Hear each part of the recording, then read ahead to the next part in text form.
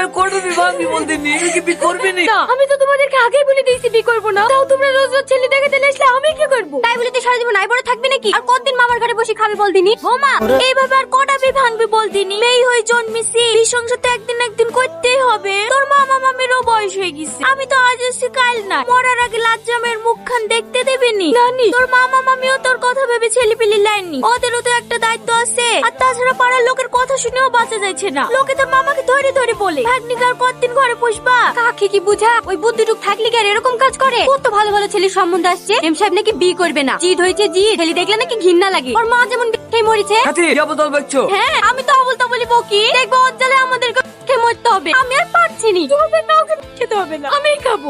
সালমা, এই সালমা, সালমা, আরে আরে আরে কি হলো কি? তোর বাড়ি কোথায়? এই তো পাশের গ্রামে। নাম কি? জনি। কি কাজ করো? আপনাকে এত কিছু বলতে যাবো কেন? তোমার জন্য একটা কাজ আছে, করবা? কি কাজ? 1 ঘন্টা লেগে আমার বয়ফ্রেন্ড হতে হবে।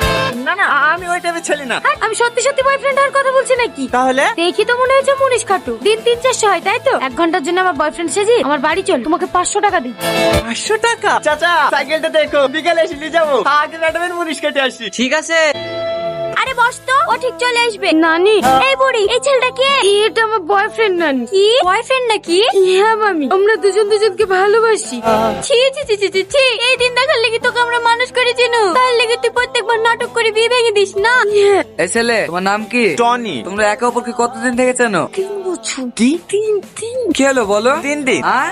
3 মাস? 3 বছর? 3 বছর? দেখিছো দেখিছো, তোমার ভাগ্নে 3 বছর ধরে পীড়িত করে, আর বিয়ের কথা বললে বলে কিনা আমার ছেলেদেরকে সহ্য হয় না। মা ছাড়ো বৌমা, যা হয়েছে হয়েছে। আচ্ছা রাতে যাওয়ার টুক তো আমাদের বেশ সুন্দর। কি করো তুমি? মাঠে।